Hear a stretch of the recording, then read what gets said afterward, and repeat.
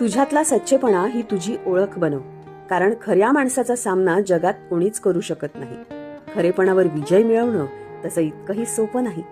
काळजी आणि चिंता या तुझ्या आयुष्यात आलेल्या 2 खडतर पायऱ्या आहेत. आज ना उद्या त्या पायऱ्या पार करशीलच की, पण आपल्या माणसांना त्यासाठी दुखावू नको. आज तू कोणाला दुखावलंस तर उद्या तुलाही दुखावणारा जन्म घेईलच. ध्यानात ठेव, भगवंताने तुला खूप चांगली बुद्धी आणि निर्मळ मन दिलं आहे. संयम, अभ्यास आणि आत्मचिंतन यांची सांगड घातली की मन आणि बुद्धी स्थिर राहत असते. एखाद्या समस्येला सामोरं जाताना फक्त भावना किंवा फक्त तर्कावर अवलंबून राहू नकोस. दोन्हींचा वापर करून संतुलित निर्णय घे. बघ, तुझ्या हातावर दिलेल्या रेषा तू बदलू शकतोस, तुझ्याच हाताने केलेल्या कर्माने.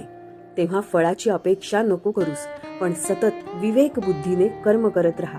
तुला जे जे हवं ते प्राप्त करण्यासाठी स्वामींचे आशीर्वाद कायम तुझ्यासोबत आहे, कायम तुझ्यासोबत आहे.